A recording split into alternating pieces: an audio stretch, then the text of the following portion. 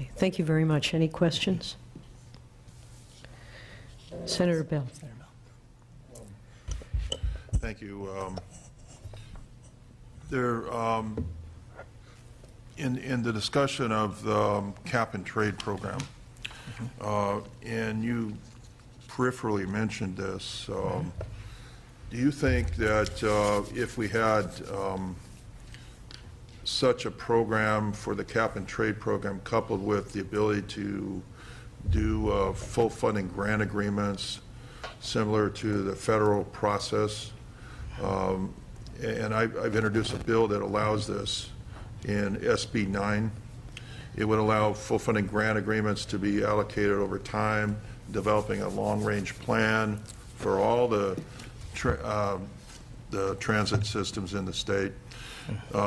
To have that kind of process where we kind of see how everything fits together rather than building just, I would call them, inadequate phasing of projects.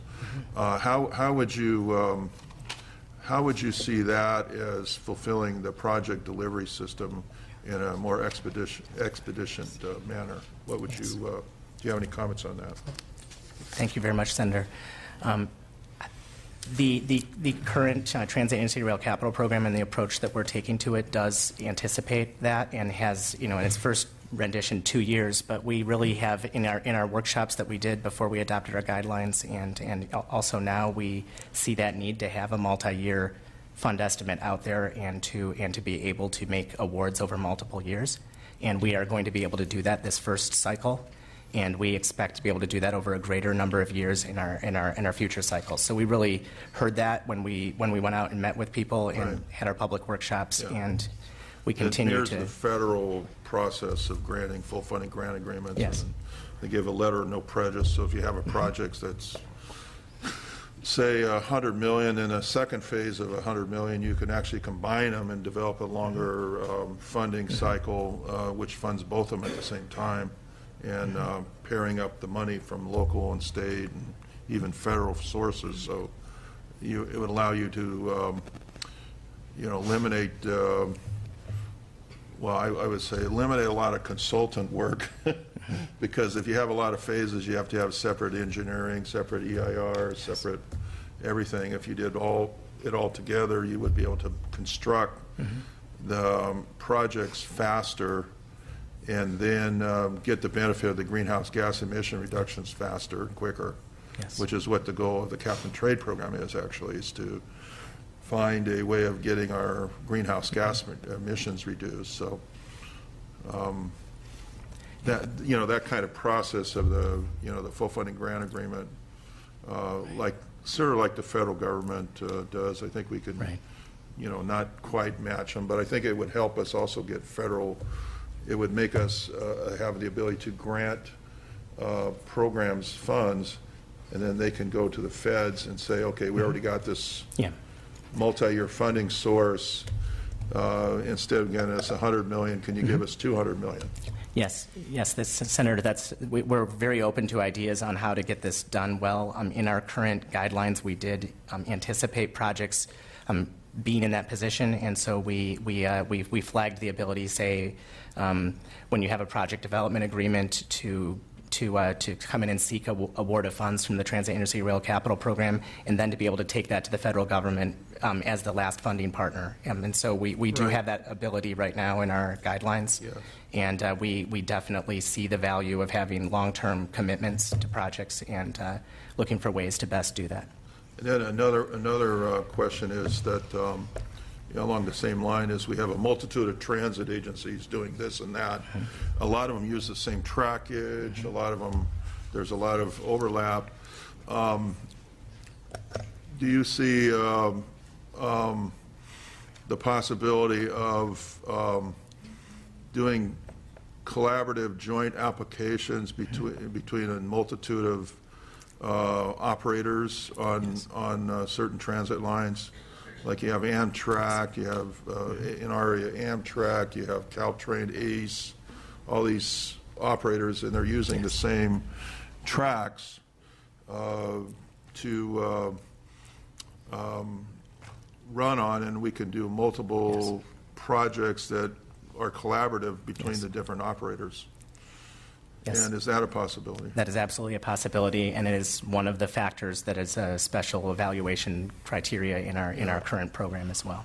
I have one more, Madam Chair. I hate to take up Absolutely. the time. No, as I defer to my questions. chair of the Senate Transportation Committee, this is obviously something on your radar screen. Yes. The other thing on cap and trade, lowering greenhouse gas emissions, and this is specific to rail passengers.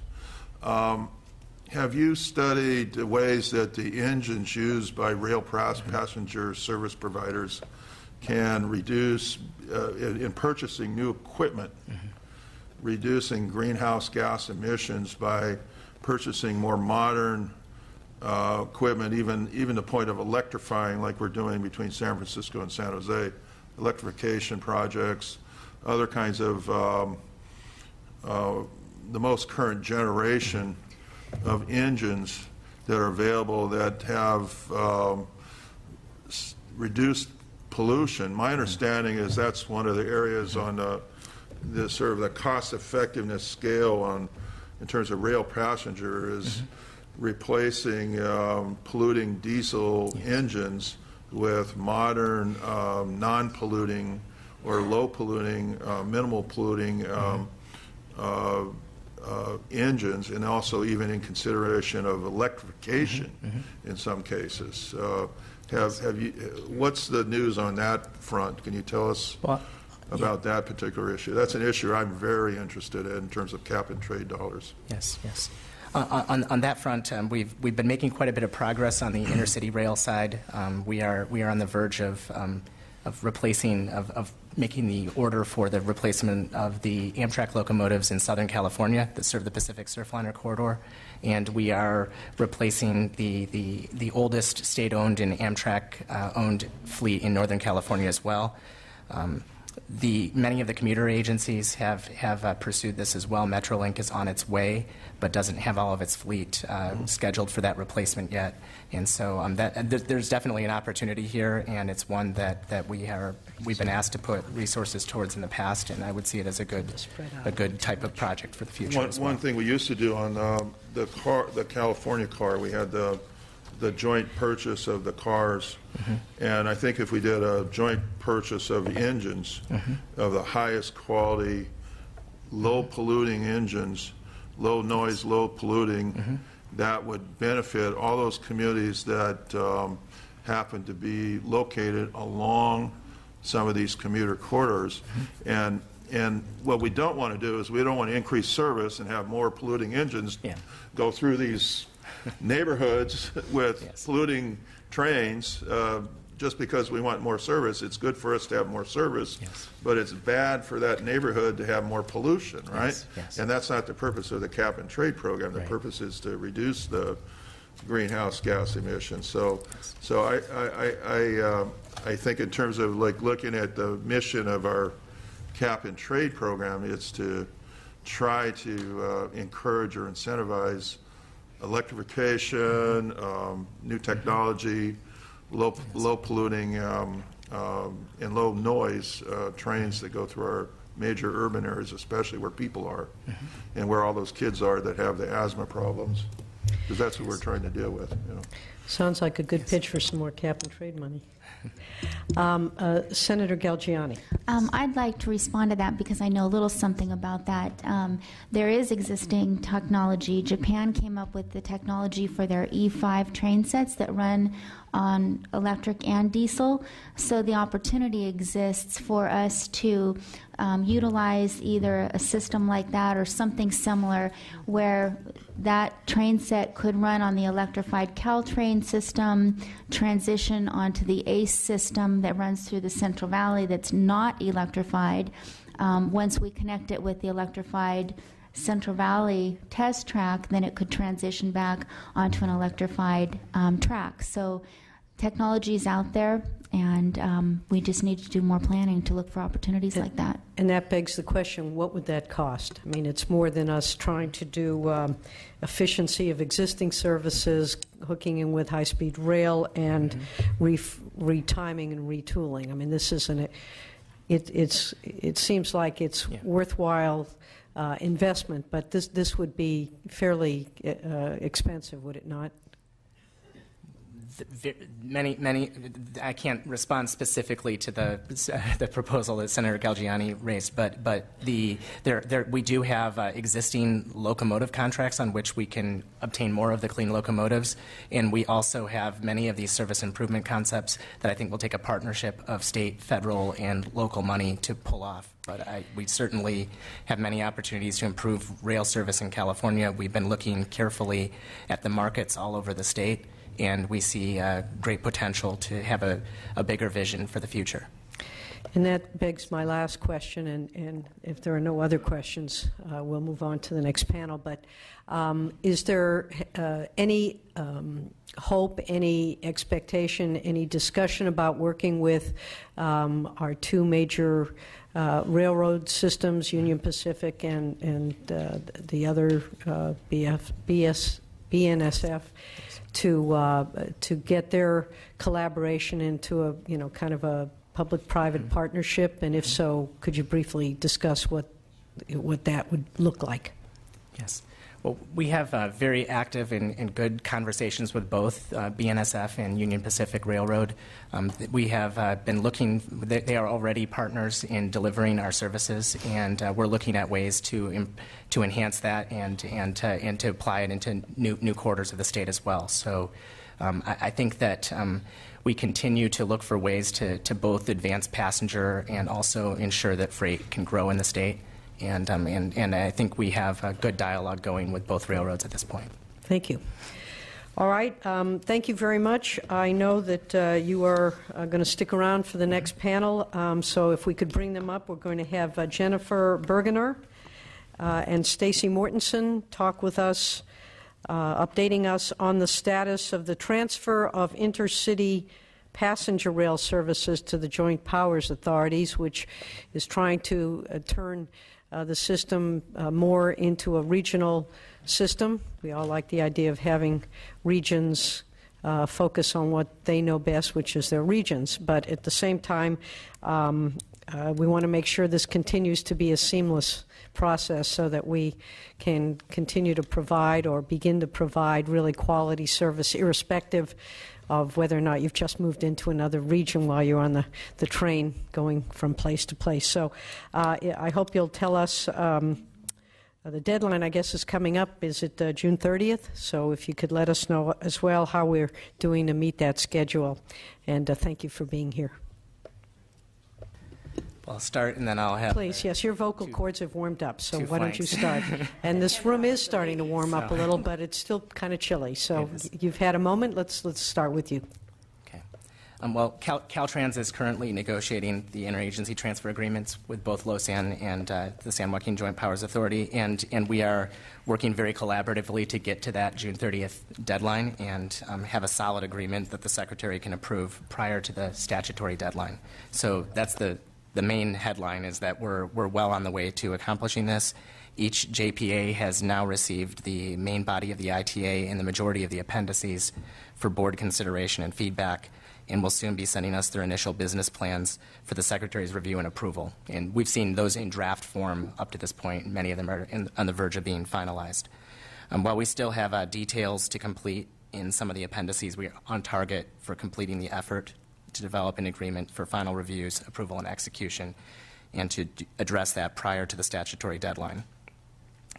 The interagency transfer agreements will respect the dual goals of local engagement and statewide integration, as you referenced, Senator Jackson, and will be structured to achieve benefits both locally and statewide. The Joint Powers Authorities will serve as an important mechanism for implementing locally responsive and creative approaches to improving our rail service throughout the state, but will also be fully engaged in adapting the state rail system to fully benefit from the statewide system and high-speed rail. So, great. So now let's hear from Jennifer Bergener, who is the Executive Director of the LoSan JPA. Good morning. Good morning. Good afternoon. Good afternoon, Madam Chair, Chairman.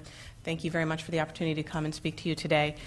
I would echo all of the Deputy Secretary's comments. It has been really an 18-month effort to move this along, and we have been walking lock and step with the state along the way, and our partners at both CalSTA as well as Caltrans Division of Rail and Mass Transportation.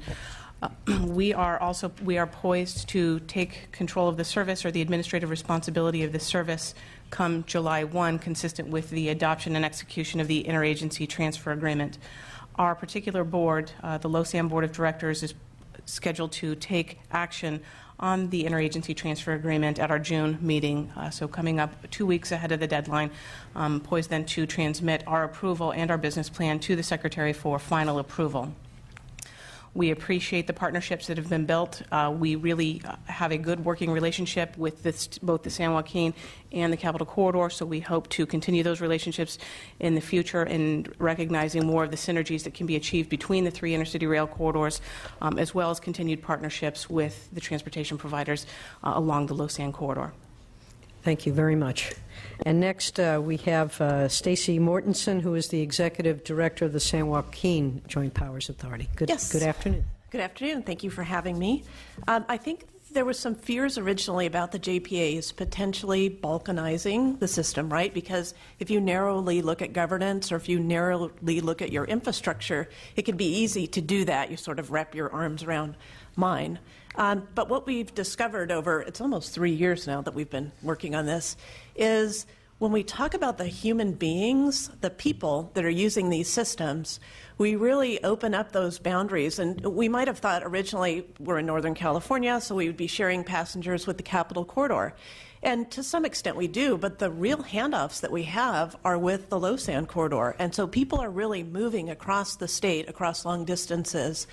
And so we cannot balkanize because we share human beings that are using our systems. And so I think from that approach, when we really talked about what do we want to do to support you as this body in discovering and exploring improvements to the passenger rail network, we want to bring you not two-dimensional reports and performance stats. We want to bring you the 3D stories. It is life or death, as you mentioned earlier. It is make or break. Families are made or broken because people have the opportunity to take ACE or take San Joaquin's or Metrolink or LoSAN. Marriages are made or broken. Connected families that have separated can't be connected, sometimes without these links. And so I think we can't just come to you and give you data. We have to bring you the stories, how important this is, how devastating it is when there are accidents, and the impact of the decisions that you make, the funding that you make available or cannot.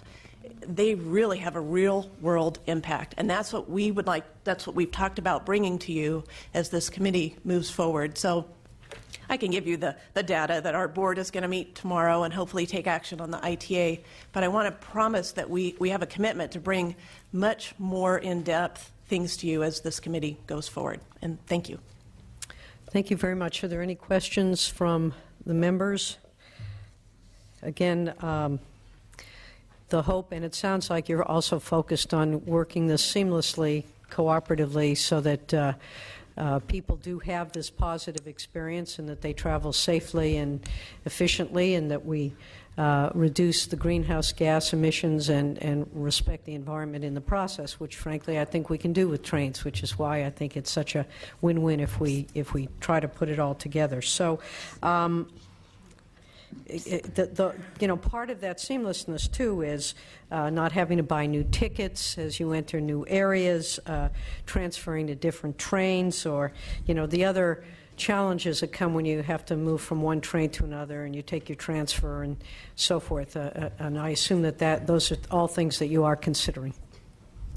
Great. Any other questions? Yes, Senator Galgiani. Since we have Stacy Mortensen here, who also represents ACE, I was hoping she could give us a very brief update on the planning for taking ACE down to Modesto and Merced to eventually link up with high-speed rail. Very briefly, because we are running behind, but I agree. Let's take advantage of the opportunity. Very briefly, the planning work has been underway, and surprisingly, the further we move down the valley, the more ridership potential is there for the ACE service. And you might naturally think, oh, maybe Sacramento would be a bigger draw, but because of the economic relationship with the Silicon Valley, there is a a very large latent demand the further we go down the valley. So even without high-speed rail, the numbers were penciling out that because of the economics, the economic relationship between the regions, there was a lot of ridership demand. And so we're fast-tracking to the extent we can to begin to provide that linked trip for people that want access to jobs. And bedroom communities often have that challenge about, do we want to be a housing market where people go to jobs elsewhere? And I think sometimes we give that too much of a bad rap. Those people have access to jobs that may allow one parent to stay home with the family. Those people have access to jobs that they cannot earn at that income level in their own region, and they bring that money home and they spend it there. They don't buy the car where they work or the TV, they buy it at home. And so we're really letting people access those higher incomes and have better opportunities. And yes, we still have to manage the fact that they're traveling long distances. So the ACE program is really geared around that, linking people to economic activities, better quality of life for their families, being able to live where they want to live and have the schools that they want to have. And we're on about a 2-year fast-track program. We have a lot of interest at the federal government and some here at the state to try to make sure this connection is available when the high-speed rail first phase piece is built, because not everybody is going to Merced. No offense to our co-chair, but we've got to pick those people up and make sure we don't create a problem in Merced. And so I think using the San Joaquins and using ACE, I think we're going to have to use both. Because as it was stated earlier, the railroads, the Class 1s, they have a freight business, and we want to support that too. That's part of our economic health. So we're probably going to have to use each infrastructure as strategically as we can, as Chad mentioned, milk the best out of both. But we're going to have to reach down to Merced. There's no way around that. And we're very excited to work on that, and thank you for the opportunity to make the pitch. Well, everybody I talk to says they want to come by Merced, but maybe they're just being nice to me. Thank you for your testimony. They will want to once the connection is made. There you go. Thank you very much. Appreciate your testimony. And seeing no other questions, let's go back to the funding issue, if we could, now that we've all been, I think, assured that everyone at least is working together and in good faith to try to create this very important, seamless, integrated system. So we have Don Tatson, the Vice Chair of the San Joaquin Joint Powers Authority. Then we'll have each of the panelists come forward and share with us their perspective. Please, when it is your turn, to introduce yourself and state the party you're representing so that we know where you're from. And it would be helpful, too, that we wait until they're done before we start asking questions that are of particular district interest so that we can move this along as well. So why don't we start in the middle? Let's start with gentleman in the middle. Thank you. I'm Don Tatson. I'm a vice chair of the San Joaquin Joint Powers Authority and from the San Joaquin Service, and thank you for having us today. I'm joined today by representatives from the Lausanne Corridor, the Capital Corridor, and our emerging passenger rail corridors, the Coast Corridor and the Banning Pass to Coachella Valley Corridor. You'll hear from each of us. We're building from a position of strength as Californians and visitors to our state are fortunate to have access to a network of passenger trains throughout the state that offer a safe, convenient, and environmentally friendly alternative to driving. Under current federal law, states must pay operating subsidies on Amtrak intercity passenger rail services of less than 750 miles in length. And as a result, California currently funds a subsidy for the 3 very successful intercity rail services operated by Amtrak that carry more than 5.5 million passengers each year. Those are the Capital Corridor, the San Joaquin Corridor, and the Pacific Surfliner or Lausanne Corridor. These 3 corridors are among the 5 busiest Amtrak services nationally, and more than 20% of all Amtrak passengers ride the train in California. The state provides an operating subsidy, which we greatly appreciate, but all 3 services have fare box revenues recovery ratios of more than 50%. And the services bring significant benefits to California. Together, our trains reduce vehicle miles traveled annually on our highways by more than 355 million miles, leading to 109 million pounds of carbon dioxide reduction and generate $175 million in wages from the approximately 2,600 people who work on them. However, in order to attract new riders and take pressure off the state's congested freeways and airports, we must continue to invest in our existing services while also expanding to new markets. To begin, we must upgrade the state's aging rail infrastructure, which in many locales consists of largely single-track, slow-speed segments that must be shared with freight and commuter trains. Working together, the 3 current and 2 emerging corridors have identified a 10-year, $6.5 billion statewide capital improvement program that will increase capacity, performance, safety, and efficiency of both passenger and freight trains. As ridership continues to grow, we will also need new cars and faster, fuel-efficient locomotives to expand capacity, improve reliability, reduce greenhouse gases, and increase service levels. Our expansion program includes service to new markets and emerging corridors that connect population centers in Northern and Southern California via the Central Coast Corridor, and from Los Angeles to Palm Springs via the Coachella Valley Corridor. The continued success of California's inner-city passenger rail program is dependent on having strong support from the state, and we now like to offer corridor-by-corridor details, beginning with the Pacific Surfliner. Thank you very much. Thank you. Again, my name is Jennifer Bergner, and I am the Managing Director for the Low-Sand Rail Corridor over which the Pacific Surfliner service operates. And now that you've had an opportunity to have an overview of the state's very successful 3 intercity rail corridors, I'd like to spend a couple of minutes talking specifically about the Low-Sand Corridor. Low-Sand, a lot of people wonder what does that mean? What does it stand for? We get that a lot. It is the Los Angeles to San Diego to San Luis Obispo Rail Corridor, or Low-Sand Corridor, over which the Pacific Surfliner service operates. It's a 351-mile corridor stretching through 6 counties. In the far north, that would be San Luis Obispo County, then on down into Santa Barbara, Ventura, LA, Orange, and San Diego counties. It is, in my humble opinion, one of the most beautiful territories to travel here in the state. Thank you. We accept that. You're welcome.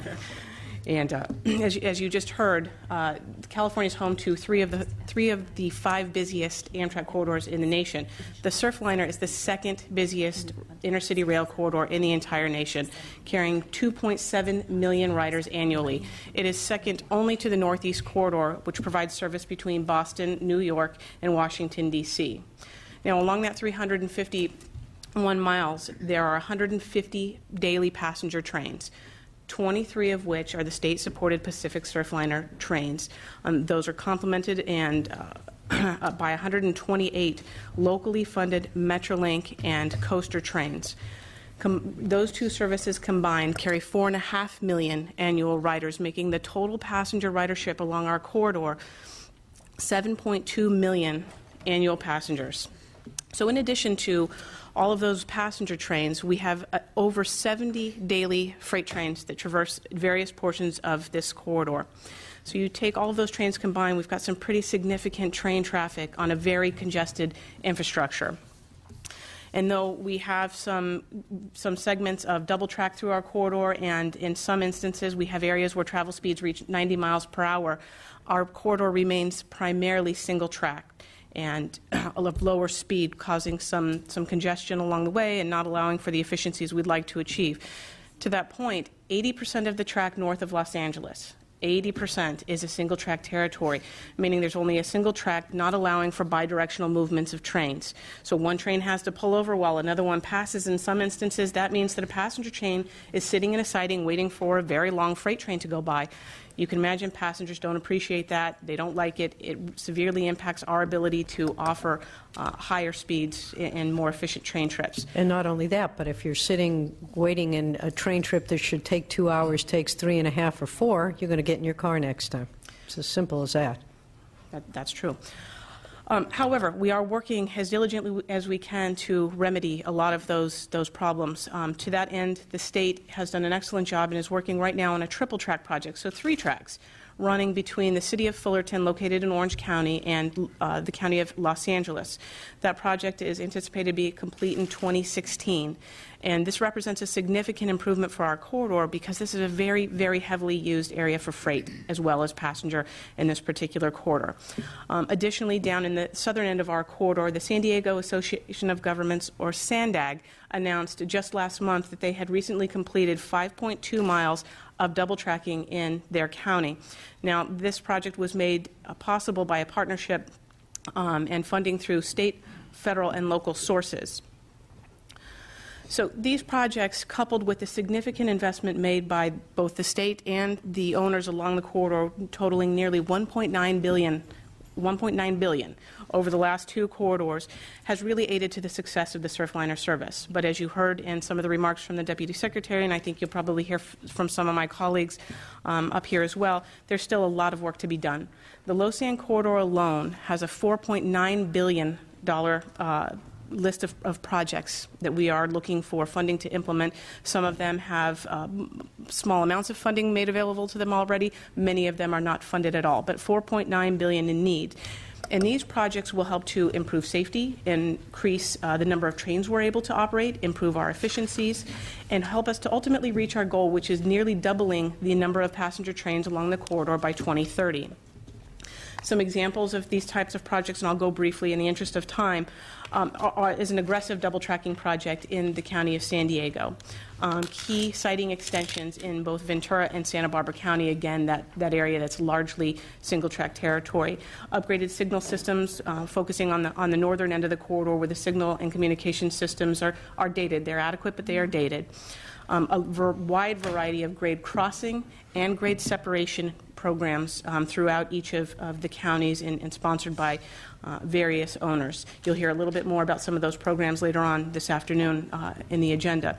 And certainly one of the high points of the capital program that that I'm talking about is the LA Union Station run-through tracks. It's been dubbed the Southern California Regional Interconnect Project, but in simple terms, these are run-through tracks at LA Union Station, which is currently a stub-ended station, meaning trains have to pull in and then back out.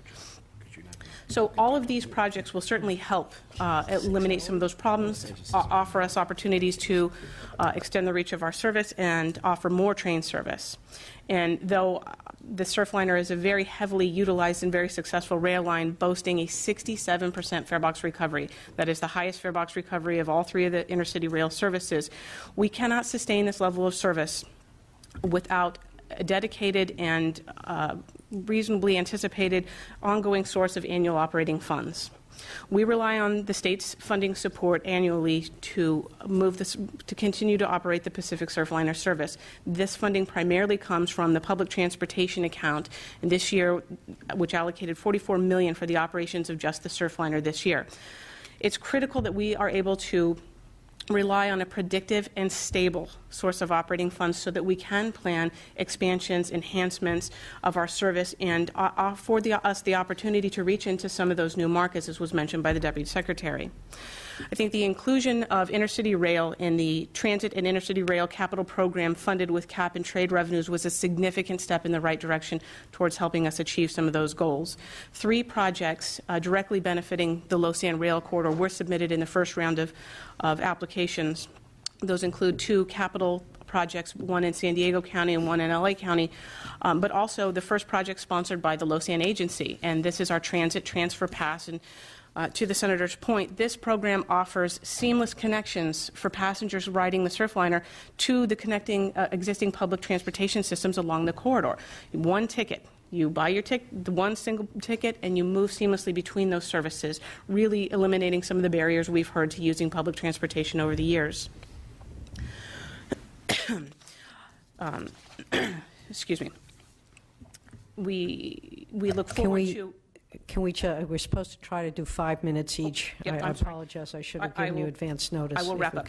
We look forward to the additional cap and trade funding being made available to the intercity rail corridors, and I thank you for your time today and your continued support of intercity rail. And as I said in my first round of comments, if you haven't had an opportunity, I would highly encourage you to come on down and ride the Surfliner. It is a beautiful, beautiful ride. Thank you. I'll turn it over to Mr. Levitt. Thank you, and good marketing as well.